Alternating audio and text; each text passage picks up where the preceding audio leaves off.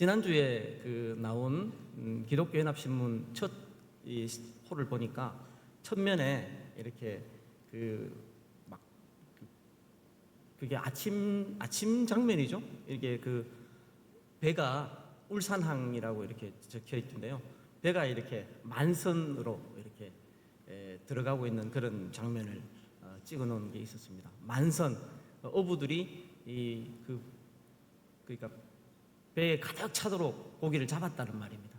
이 만선은 실제로 물고기를 잡는 우리 어부들뿐만 아니라 우리 영적 어부들인 저와 우리 목사님들도 바라는 것이 이 영적 고기잡이에서 만선이 되는 것이라 생각합니다. 아멘.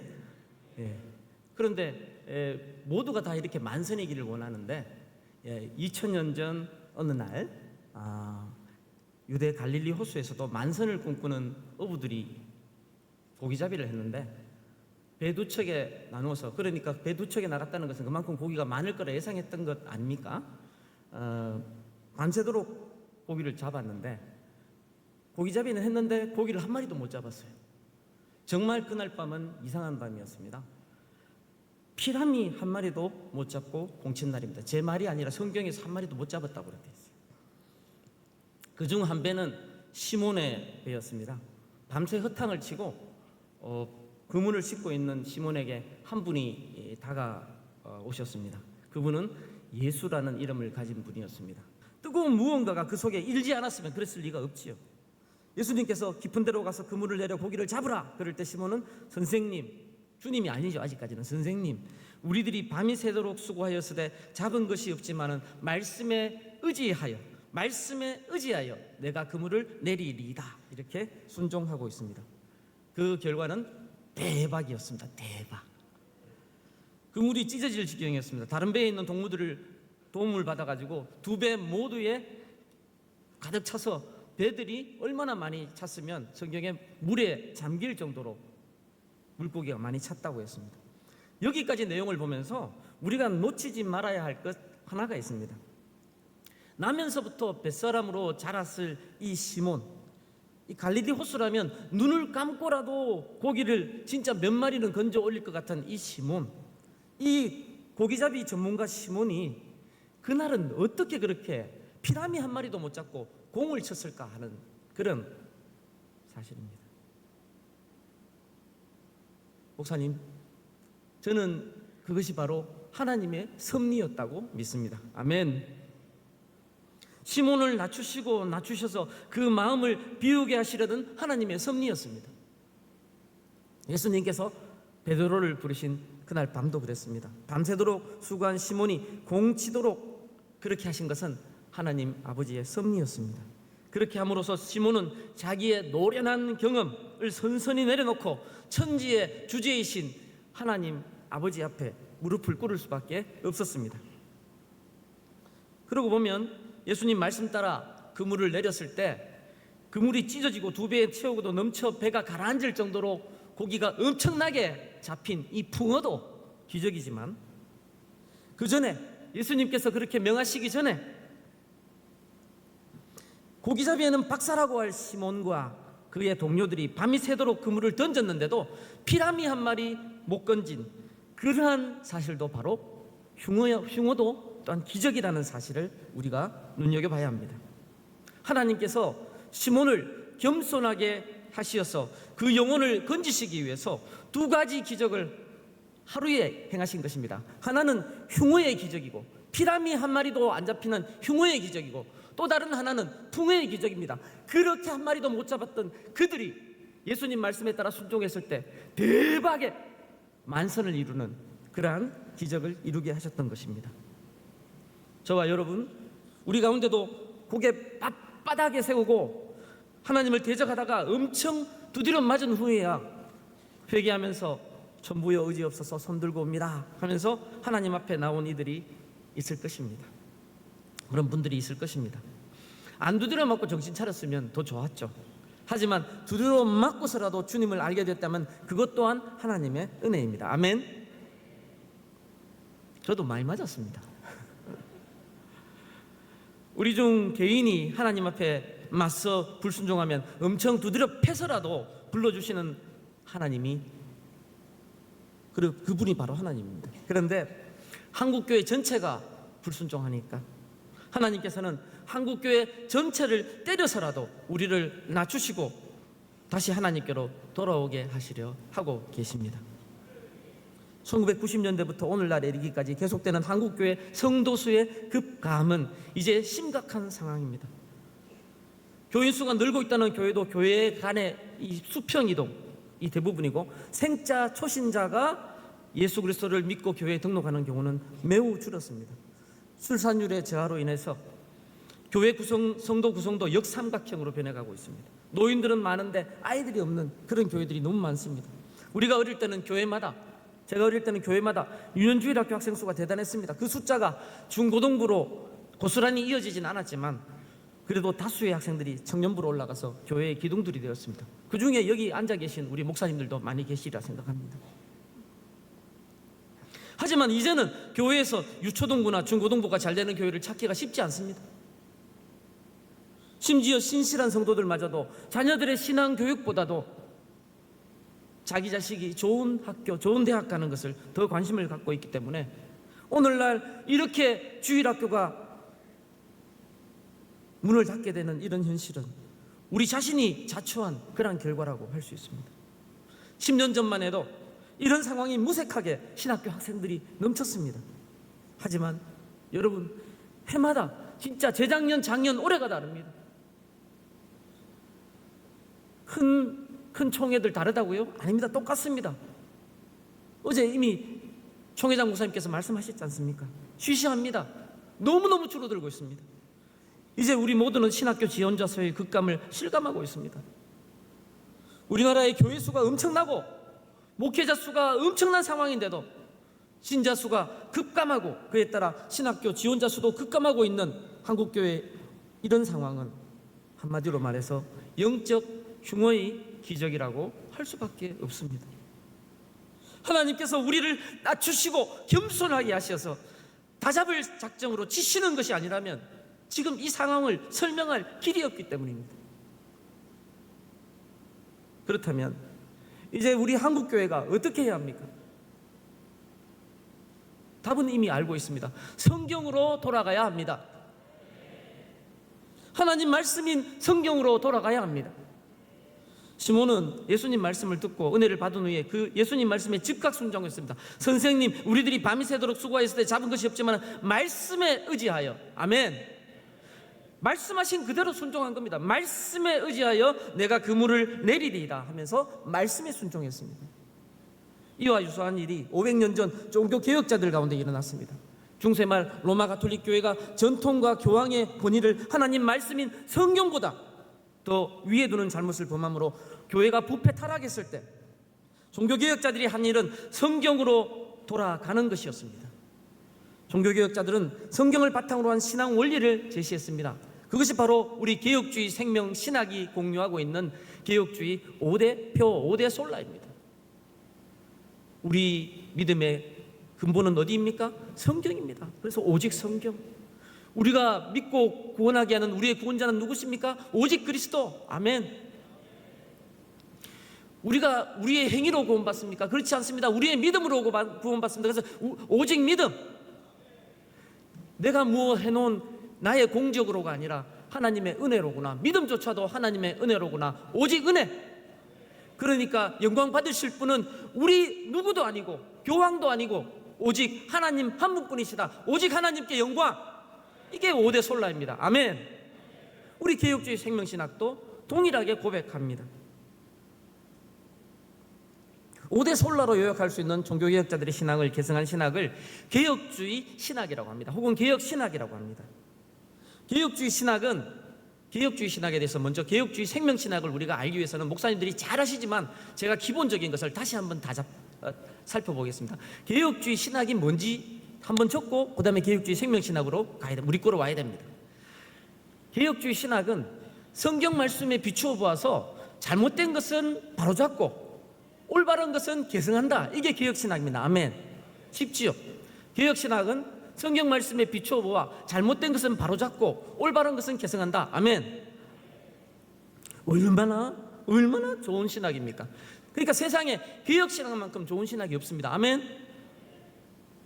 긴장하지 마십시오. 우리 개혁주의 생명신학이 더 좋으니까. 개혁주의 신학만큼 좋은 신학 없습니다. 아멘? 왜? 성경대로 살자는 거니까. 그런데 개혁주의 신학이 이렇게 좋은 신학이라면 왜 개혁주의 생명신학이 필요합니까? 개혁주의 생명신학은 개혁주의 신학과 다르지 않습니다. 동일한 신학입니다. 하나님 말씀에 우리도 똑같습니다. 하나님 말씀에 비추어 봐서 잘못된 것은 바로잡고 올바른 것은 계승하는 신학입니다. 개혁주의 생명신학은. 아멘. 그러면 차이가 무엇입니까? 차이가 없습니까? 차이를 설명하기 위해서 우리의 문제를 보면 됩니다. 오늘날 개혁주의 신학이 혹은 개혁주의 신학을 표방하는 사람들이 5대 솔라를 강조하면서도 실제로 삶 속에서는 실천하지 않음으로, 못함으로 생명력을 잃어버린 겁니다. 무슨 생명력을요? 예수 그리스도의 생명이 개혁주의를 표방하고 부르짖는데 가르친다고 하는데 예수 그리스도의 생명이 그 속에 없는 것입니다. 이게 문제입니다.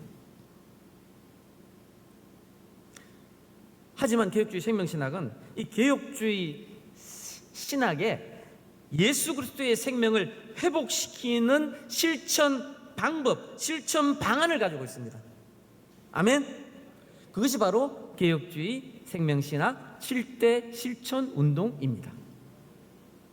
달리 말하면 개혁주의 신학에 예수 그리스도의 생명을 회복시키려는 실천 운동이 바로 개혁주의 생명신학입니다. 그런데 개혁주의 신학에 예수 그리스도의 생명을 회복시키는 것은 저나 우리 목사님들, 우리 자신, 나의 힘으로 됩니까? 안 됩니까? 안 됩니다. 못합니다. 개혁주의 신학을 부르짖는 분들은 왜 못했습니까? 자기 힘으로 하려고 했기 때문에 그런 건 아닐까요? 우리도 마찬가지입니다. 우리 힘으로 하려고 하면 저나 우리 목사님, 우리가 할 수가 없습니다. 우리도 할 수 없습니다. 우리 장종현 목사님께서 어제도 말씀하셨지만 그리스도가 내 안에, 내가 그리스도 안에 있을 때 가능합니다. 내 힘으로는 불가능합니다. 그래서 개혁주의 생명신학은 개혁주의 신학에 예수 그리스도의 생명을 회복시키는 방법을 7가지 실천운동으로 제시하는데 그것이 신앙운동, 신학회복운동, 회개용서운동, 영적생명운동, 하나님 나라운동, 나눔운동, 기도 성령운동입니다. 아멘? 개혁주의 생명신학은 그 실천이 복잡한 것이 아닙니다. 하나님 말씀에 비추어 봐서 잘못된 것은 고치고 올바른 것은 바로 잡으면 되는 것입니다. 갈릴리 호수의 흉어가 예수 그리스도의 말씀에 의지하여 믿음으로 그물을 내릴 때 갈릴리 호수의 풍어의 기적으로 나아갔듯이 지금 한국교회가 개혁주의 생명신학 7대 실천 운동을 통해서 예수 그리스도의 생명을 회복함으로 오늘날 한국교회의 영적 흉어가 영적 풍어의 상태로 전환되는 대반전이 일어나기를 기대합니다. 우리 백석총회에 속한 목사님들 모두가 개혁주의 생명신학 7대 실천운동에 즐거이 매진함으로 우리가 속한 가정은 물론이고 교회와 선교 현장에까지 그 물이 찢어지고 온배가 가득하여서 물에 잠길 정도의 영적 풍어의 기적이 일어나기를 소망합니다. 여기에 함께한 우리가 바로 이 영적 풍어의 기적의 주역이 되기를 간절히 바랍니다. 첫째 운동 설명합니다. 첫째 운동은 신앙운동입니다. 이제 아시겠죠? 첫째 운동이 뭐라고요? 신앙운동입니다. 오늘날 포스트 마든 시대라고 얘기합니다. 포스트 마든이라는 말은 마든이란 말이 현대, 근대라는 말입니다. 현대가 지나갔다는 말입니다. 2000년을 지나가면서 사람들이 이런 말을 쓰기 시작했습니다. 근데 현대가 지나간 이 시대를 포스트 마든 시대라고 하는데 이 포스트 마든 시대의 특징에 대해서 학자들이 뭐라고 얘기했냐면 여러 가지를 내놓는데 그 중에 공통적으로 내놓는 게 뭐냐면 절대 가치의 부정입니다. 오늘날 우리는 절대 가치와 불변의 진리이신 하나님, 창조주 하나님을 고백하기는커녕 하나님의 살아계심도 믿지 않는 시대를 살고 있습니다. 그러다 보니까 시대의 흐름 속에서 마냥 방황하고 있습니다.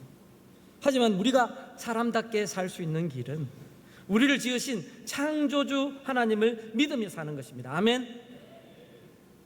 하나님을 믿으려면 하나님을 알아야 하는데 우리가 어떻게 하나님을 알 수 있습니까? 바로 성경을 통해서 성경이 가르쳐 주시는 하나님을 알 수 있습니다. 아멘. 우리 믿음은 성경을 믿는 데서 출발합니다. 우리는 하나님을 믿습니다. 그런데 하나님 믿는다고 해서 여러분 헷갈리면 안 됩니다. 하나님 믿는다고 하면서 이단들도 많고 엉뚱한 인간들이 많습니다. 우리와 다른 하나님을 하나님이라는 이름으로 믿는 인간들도 많이 있습니다. 다른 종교 중에도 그렇습니다. 무슬림 같은 경우에 알라를 자기 하나님이라 합니다. 잘못 알고 있는 거죠. 우리는 여호와 하나님을 하나님으로 믿습니다. 아멘. 성경이 가르치는 하나님을 믿습니다. 성경이 가르치는 하나님이 유일하신 참 하나님이시기 때문에 참 하나님을 믿으려면 먼저 성경이 하나님의 말씀임을 믿어야 합니다. 순서가 이게 막 엉기는 것 같지만 그렇습니다. 하나님을 제대로 알려면 하나님의 말씀인 성경이 참으로 하나님의 말씀이구나, 이 사실을 믿어야 합니다. 아멘. 성경은 구약과 신약으로 이루어져 있습니다. 구약은 기독교 신자뿐 아니라 유대교도도 하나님 말씀으로 믿습니다. 하지만 신약은 유대교도는 부정합니다. 그래서 예수님이 메시아라는 사실을 부정합니다. 삼일체 하나님을 믿을 수가 없는 거죠. 구약과 신약 모두를 하나님 말씀으로 믿는 것은 우리 개신교회하고 로마 가톨릭입니다. 그런데 로마 가톨릭은 문제가 뭐냐면요, 구약과 신약 외에 외경을 제2의 경전으로 붙여서 믿습니다. 그리고 성경과 성경 교육을 갖다 경시합니다. 로마 가톨릭은 제2차 바티칸 공회 전에는 이 라틴어로만 미사를 예배를 드렸습니다. 이 성도들이 알아듣는 게 중요한 게 아니에요. 그 사람들은 그냥 미신처럼, 그냥 마치 주문처럼 그렇게 하면 그 자체가 무슨 효험이 있는 것처럼 잘못 가르쳤습니다. 종교개혁자들은 달랐습니다. 지역 언어로 알아들을 수 있는 말로 예배를 인도하고 설교를 했습니다. 그리고 자기들의 말로 성경을 번역하기 위해서 애썼습니다. 성경은 왜 그렇게 했을까요? 성경이 바로 하나님의 말씀이고 하나님의 말씀을 읽는 그 자체가, 아는 그 자체가 능력이 있다고 믿었기 때문에 그렇습니다. 아멘. 그런데 개신교도라고 해서 여러분 다 같은 개신교도가 아닙니다. 17세기에 합리주의적 계몽사조는요, 인간을 만물의 척도로 삼았습니다. 인간의 이성을 잣대로 모든 것을 비판합니다. 심지어 하나님의 말씀으로 우리가 믿고 고백하는 이 성경마저도 그들은 자기 생각대로, 자기 이성의 잣대로 비판하고 난도질합니다. 성경을 난도질하다 보니까 성경에 하나님의 말씀도 있고 윤리적이고 도덕적인 그런 말씀들은 하나님 말씀이고, 기적이나 그 다음에 자기 이성으로 이해되지 않는 것들은 하나님 말씀 아니라고 하는 거예요. 누가? 자기가, 신학자가 자기 자신이 하나님이 되어서 하나님의 말씀을 평가하고 난도질하고 있는 겁니다. 이게 여러분 이 자유주의 신학과 이 잘못된 이 개신교라고 이름을 걸고 있는데도 그런 경우가 있습니다. 우리 백석총회는 성경을 하나님의 말씀으로 믿고 고백합니다. 아멘. 디모데후서 3장 16절 말씀대로 모든 성경은 하나님의 감동으로 된 것으로, 하나님의 성령님의 영감으로 된 것으로 교훈과 책망과 바르게 함과 의로 교육하기에 유익하다고 우리는 고백하고 믿습니다. 아멘.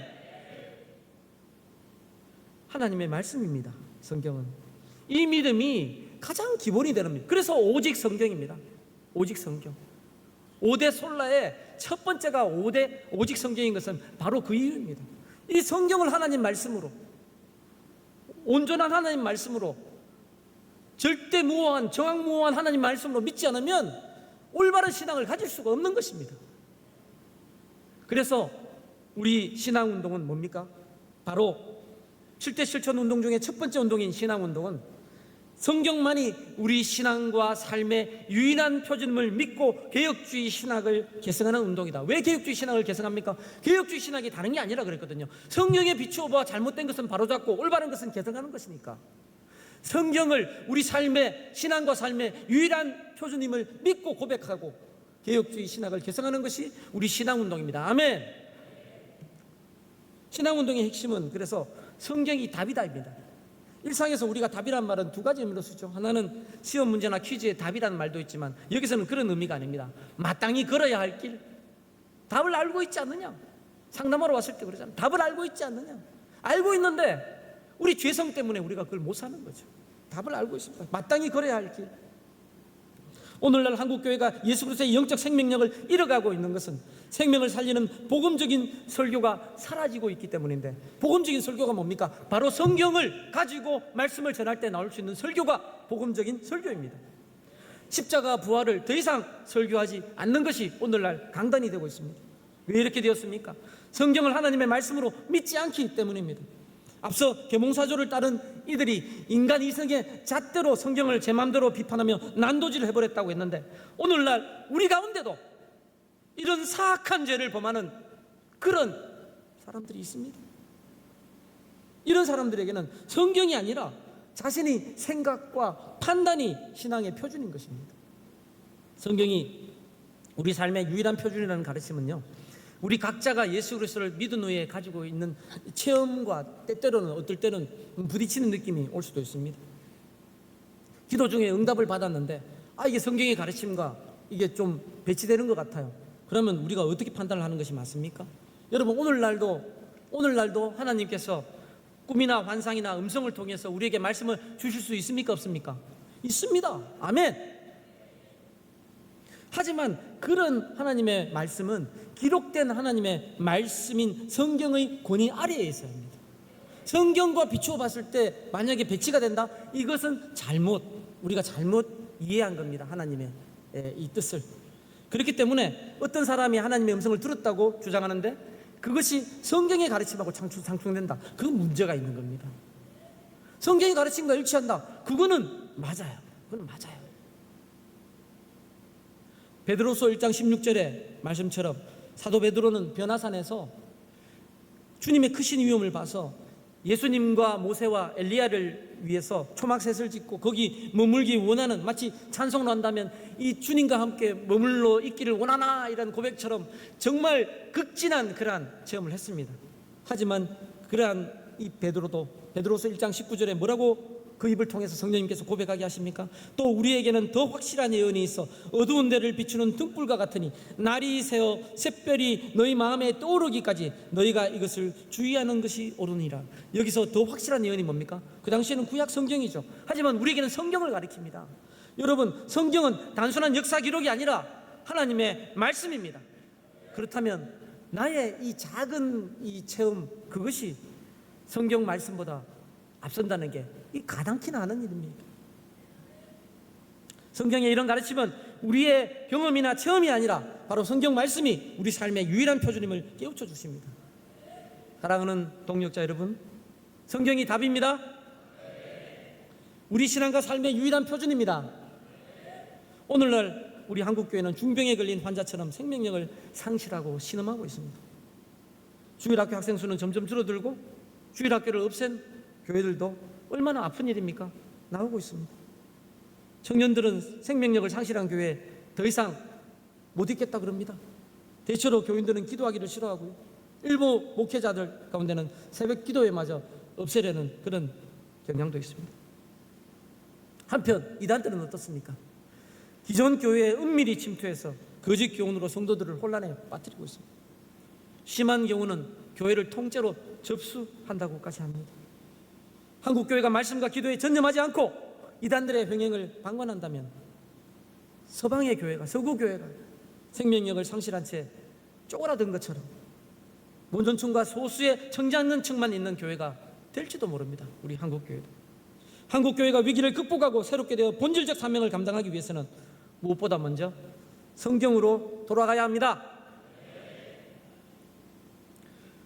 예수 그리스도의 생명을 회복하는 길은 오직 성경이라는 이 원리를 회복하는 것입니다.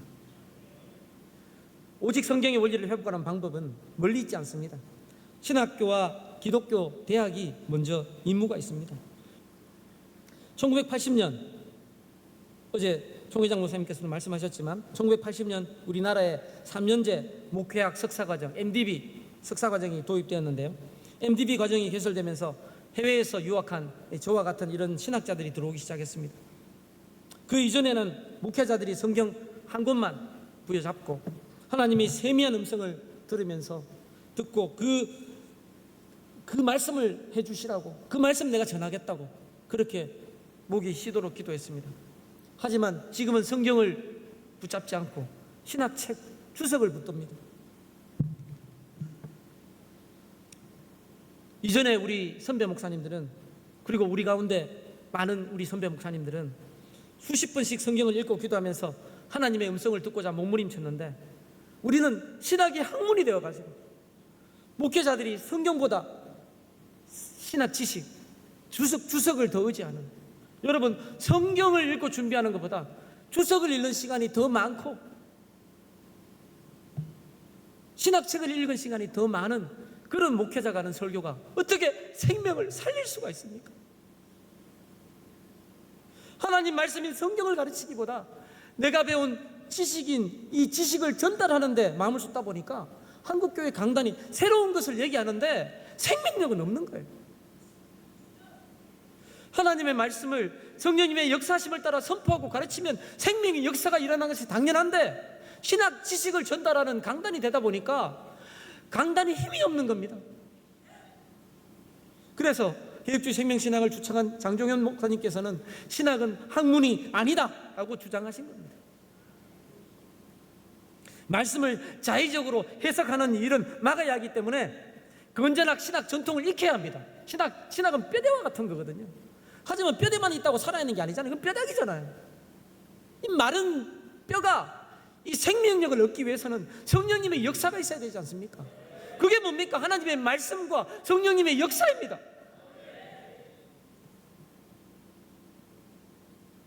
성도들에게 성경을 가르치기 위해서는 우리 목회자 자신이 먼저 성경 말씀의 은혜를 누리고 알아야 합니다. 그래서 우리 학교에서는 목사 후보생인 신학생들에게 성경을 읽고 쓰게 합니다. 우리 한국교회 초기 목사님들의 경우에는 성경 읽기 쓰기가 따로 가르칠 필요가 없었어요. 왜? 그분들이 스스로 하고 있었으니까. 그런데 오늘날 신학생들은요, 신학책은 그렇게 의지하고 좋아하면서도 이미 성경 말씀은 안 읽고 성경 말씀은 뒷전으로 밀려고 그래요. 그러니까 우리 학교의 과목 중에는요, 성경 읽기와 필사도 있습니다. 무슨 중세시대도 아니고 성경 읽기와 필사가 있습니까? 왜요? 성경 말씀에 힘이 있다고 우리 믿기 때문에 그렇습니다. 아멘. 다른 학교들도 우리 학교와 비슷한 상황이나 더 악합니다. 악한 상황입니다. 그런데 다른 점은 우리 학교는 이런 현실을 정직하게 인정하고 10년 전인 2009년 2학기부터 성경 읽기와 쓰기를 정규 과목으로 편성했다는 것입니다. 그리고 그 당시에는, 그 전까지는 학부에만 교목 목사님들이 계셨는데 신대원에도 교목 목사님들을 드린 겁니다. 담임 목사님 제도를 하고 그 목사님들이 충실하게 그 일을 감당하고 있습니다. 여러분, 근데 회개 하나 제가 합니다. 2009년에요, 제가 대학원 교무처장이었습니다. 설립자님께서 성경 읽기와 필사 이런 것 하도록 그렇게 참 간곡히 말씀하시는데 제 이 못된 놈이 처음에 많이 반대했습니다. 죄송합니다. 지금 회개 많이 합니다. 왜? 죽어가고 있는 한국교회 현실을 보지 않습니까? 그러면서도 인정하지 않으면 우린 진짜 어리석은 사람들입니다. 성경 읽기와 쓰기를 정규 과목으로 편성한 것 외에 우리 학교는 2주간의 신입생 수련회를 마련했습니다. 신학생들이 신학 수업을 시작하기 전에 먼저 말씀과 기도의 능력을 맛보아 하는 것이 필요하다고 생각했기 때문에 그렇습니다. 그래서 수련회 낮 시간에는요, 여러분 밤 시간에는 이제 말씀, 새벽과 밤에는 강사님 통해서 이렇게 말씀 읽고 같이 기도하는 시간을 가지고요, 낮 시간 성경 통독을 합니다. 신학교에 왔는데 성경을 면접하다 보면 한 2번, 3번 읽은 사람이 많아요. 이래가지고 무슨 신학을 우리가 압니까? 그래서 그냥 성경의 생자, 성경의 맛을 좀 알아라 그래가지고 성경 통독을 낮 시간에 시키는 겁니다. 성경을 갖다 6배속 그 녹음 그걸 틀어놓고는요, 그냥 앉아가지고 성경을 쫙 읽는 겁니다. 그래, 이 2주 동안 읽으면요, 주간이고 야간이고 성경 한 3분의 2 정도, 다는 아니고요, 시간이 안 돼요. 다 3분의 2 정도 읽습니다. 그러면서 성경의 맛을 또 보는 학생들이 많이 있습니다. 감사한 일 아닙니까? 아멘. 우리 학교가 그렇게 하고 있습니다. 그리고 밤과 새벽에는 말씀 사경회와 기도로 성령 충만을 사모하도록 돕고 있습니다. 신앙 수련을 통해서 성령님의 충만하신 이 역사를 체험할 기회를 제공하므로 신학 수업 중에, 앞으로 3년 신학 수업 중에 목회 신학 수업 중에는 물론이고 목회 현장에서도 성령님을 의지하고 성령님의 충만하심을 사모하는 그런 목회자가 되기를 바라서 우리가 그렇게 하고 있습니다. 우리는 정직해야 합니다. 오늘날 한국 교회가 왜 피라미 한 마리도 못 잡는 이 영적인 흉어의 상태에 있느냐? 하나님 말씀으로 돌아가야 합니다. 아멘. 생명을 살리는 교육법을 찾기 위해서 학교가 애쓰고 있습니다. 신학교만 문제가 아닙니다. 기독교 대학들도 위기입니다. 백석학원이 설립 30주년을 맞을 쯤 2006년 어간이죠. 백석학원에 속한 학교들에서 체프를 매 학기 필수로 자리 잡고 있었습니다. 그런데 이 체프 입학 후 졸업 때까지 전문대학 같은 예술대와 문화대는 4학기, 그 다음에 이 백석대는 8학기 동안 체프를 매번 드리는 겁니다. 그런데 이제 추세가 바뀌는 거예요. 체프 숫자를 엄청 줄여요. 학생들이 그냥 8학기 중에 한 절반 듣고 그냥 졸업할 수 있도록 해줍니다. 성경 과목도 많이 안 가르칩니다. 그냥 기독교 교양 그래가지고 한 서너 과목 그냥 선택하면 자기 마음대로 듣고 그냥 졸업합니다. 우리도 그렇게 하자는 거죠. 왜? 그 대학들이 세상적으로는 인류대학 그러고 있거든요. 그러니까 그런 얘기들이 나왔습니다. 교수님들 가운데 우리도 인류대학을 시행하면서 기독교 대학 색채를 틀어야 된다 이렇게 주장을 했습니다. 그럴 때 총회장님이신 장종현 목사님이 한 유명한 말씀이 있습니다. 내가 그렇게 하려고 그러면 내가 이 학교를 왜 하냐? 천안시에 기부하고 말지. 말씀 전하기 위해서 학교 생활.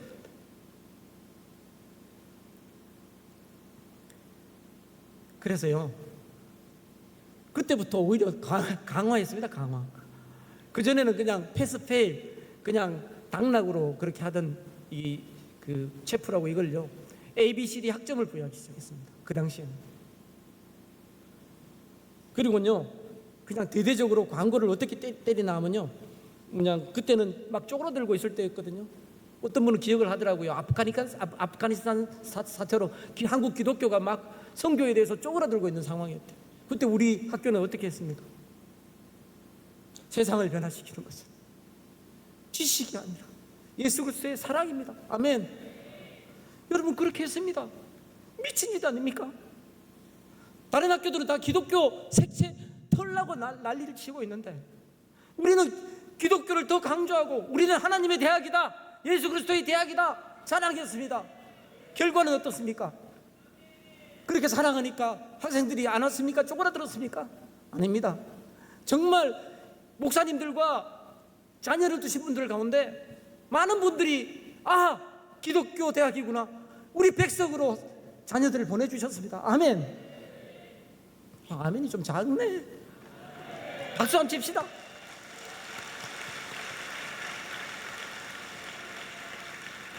여러분 기독교 대학도 마찬가지고 신학교도 마찬가지입니다. 하나님의 말씀을 가르칠 때 하나님은 복 주십니다. 아멘.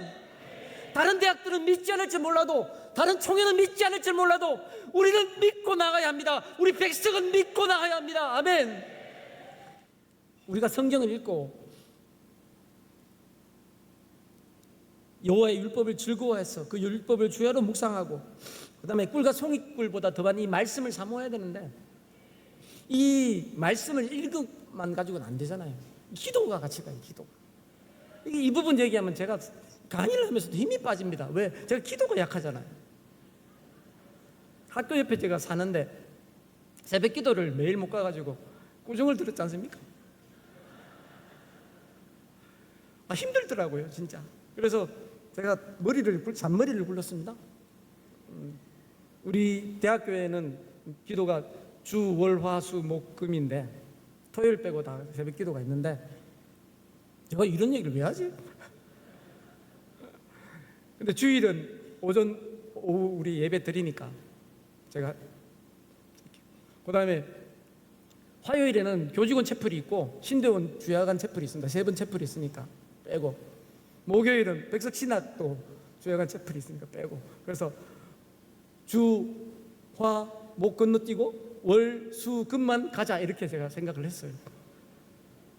그래서 제가 이름하여 봉당봉당이라 제가 이름을 붙였습니다. 한 학기 그러다가 총회장님한테 죽을 뻔했잖아요. 퐁당퐁당이 뭐냐고. 믿음이 없는 거예요. 제가 믿음이 없습니다. 그런 저지만 우리 종 회장님께서 말씀하신 이 말씀은 진짜 다가옵니다. 목회자로서 뿐만 아니라 신학교수로서 신학생으로서 말씀을 전하기 전에 주석이나 신학책을 1시간 읽으면 성경은 그 2배는 읽어야 안 되겠냐. 그리고 기도는 3시간 해야 안 되겠냐. 처음에는 저는 잘못 들어가지고 모든 신학책을 읽을 때마다 2배로 성경 읽고 3배로 기도해야 되는 줄 알고 이거 어떻게 하지? 내가 그 강의 준비하려면 신학책 좀 읽어야 될 시간이 있는데 그거 10시간 읽고 나면 성경 20시간 그 다음에 기도 30시간 해야 되는데 못 자잖아요. 그러면 가만히 보니까 말씀 준비하기 전에 그 얘기했어요. 그러고 나니까 정말 맞습니다.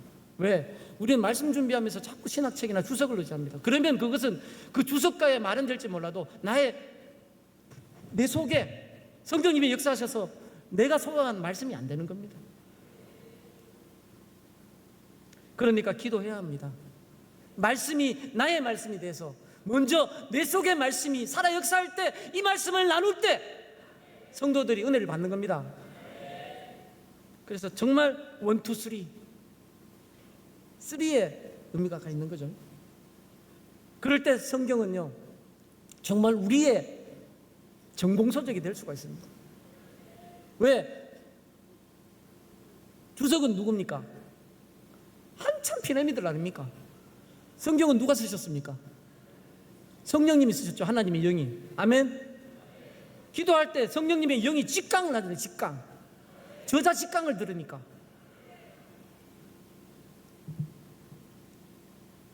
그래서 기도 성령 운동이 우리 실천 운동에 개혁주의 생명신학 7대 실천 운동의 종착점인 것입니다. 둘째가 신학 회복 운동인데 이미 설명을 많이 했기 때문에 좀 건너뛰어도 됩니다. 신학 회복 운동의 핵심은 신학은 학문이 아니다는 것입니다. 오늘날 우리 한국교회가 서구교회 전체를 밟고 있지요. 밟고 있는데 우리도 잘못하면 똑같이 그렇게 될 수 있습니다. 지금 유럽에는요 무슬림들이 훨씬 더 많이 득세하고 있어요. 말만 복음을 전해준 것이지 유럽은요 무슬림들이 나라가 되고 있는지 몰라요. 우리나라도 우리가 잘못하면 그렇게 바뀐다고 하면 무서운 일 아닙니까? 그래서 개혁주의 생명신학은 사변화된 신학을 반성하고 하나님의 말씀으로 돌아가기 위하여 신학은 학문이 아니라 예수 그리스도의 생명의 복음임을 고백하는 신학 회복 운동입니다. 아멘. 신학은 유일하신 하나님과 예수 그리스도를 아는 것입니다. 신학 회복 운동을 이해하기 위해서는 먼저 신학이 무엇인지 알아야 되는데요. 신학이 무엇인지 가장 잘 드러내는 이 구절이 요한복음 17장 3절입니다. 영생은 곧 유일하신 하나님과 그의 보내신 자 예수 그리스도를 아는 것이니이다. 아멘. 신학은 하나님을 아는 것입니다. 우리가 예수 그리스도를 잘 알면요 신학 잘하는 거예요. 신학 책 따로 안 봐도 됩니다. 그게 신학이 아니라 정말 참된 신학은요 예수 그리스도를 알고 하나님을 아는 것입니다. 아멘. 그러면 영원한 생명을 누리는 거거든요. 참된 신학은 하나님의 말씀을 통해서 영원한 생명을 얻고 이 생명을 전파하는 신학입니다. 그래서 개혁주의 생명신학은 신학 회복 운동의 핵심을 신학은 학문이 아니다라고 하는 것입니다. 신학이 학문이 아니라면 무엇입니까? 바로 학문이 아니라 예수 그리스도의 생명의 복음입니다. 신학은 학문이 아닙니다. 학문은 원래 우리가 일반적으로 학문이라는 것은 인간 이성의 활동을 갖다 체계적으로 정리해 놓은 게 학문이지 않습니까? 그런데 인간 이성의 활동, 하나님에 대한 우리의 생각을 정리해 놓은 게 신학이라면 그게 인간의 말이지 하나님의 말이지 않습니까? 말이 아니잖아요. 근데 신학이라는 그 용어는요 테올로기아라는 이 말이 이 그리스 말 아닙니까? 헬라어죠. 그런데 이게 신학자들이 만든 용어가 아니에요. 플라톤 철학자 플라톤이 쓰고 그 제자 아리스토텔레스가 썼는데 테올로기아가 테오스 하나님이라는 테오스하고 로기아 말씀 이 두 개가 합해진 거죠. 그러니까 이 하나님 말씀도 되지만 하나님에 대한 말도 되는 겁니다. 이 말 자체로. 그러니까 어떤 면에서는 그 플라톤이나 아리스토텔레스는 그런 뜻으로 쓰지도 않고 신화 같은 그런 썼지만 하나님에 대한 인간의 말을 갖다 신학이라고 그렇게 얘기하는 인간들도 있다는 겁니다. 하지만 우리의 신학은 그래서는 안 되는 겁니다. 신학이 말로는 하나님에 대한 말도 되지만, 물론 우리가 하나님에 대해서 설명할 수 있죠. 하지만 궁극적으로 생명을 주는 말씀은 우리가 하나님에 대해서 말한 것이 아니라 하나님께서 우리에게 말씀하실 때 능력이 있습니다. 아멘. 거기에 생명이 있습니다. 아멘. 그래서 우리가 신학을 인간이 하나님에 대해 말하는 것으로 이해하는 사람들에게 신학은 학문입니다. 하지만 하나님을 알고 하나님을 사랑하고 하나님을 즐거워하는 그 하나님을 알아가는 그 자체를 신학으로 제대로 아는 사람들에게 이 신학은 학문이 아닙니다. 여러분, 논리와 체계로 만드는 것이 그렇게 중요합니까? 제가 이런 생각할 때 제일 저는 쉽게 이해가 되는 게, 사람에 대해서도 우리가 논리와 체계로, 예를 들어서 어떤 사람을 인격적으로 안다는 게 뭡니까? 여러분, 인격적으로 안다, 누군가를 인격적으로 안다는 게 어떤 겁니까? 그분을 겪어보는 거 아닙니까? 좀 얼굴들이 많이 굳어 계신데 연애하셨죠? 연애 안 하셨군요. 저는 연애했습니다. 연애할 때 사랑하는 사람을 체계적으로 논리적으로 분석하는 인간이 있습니까? 그건 미친 거죠. 그냥 만나고 사랑하는 겁니다. 신학도 인격적으로 하나님을 알고 만나고 사랑하는 겁니다. 아멘. 그게 어떻게 학문입니까? 만남이죠. 만남. 사랑하는 동역자 목사님 여러분, 신학은 학문이 아닙니다.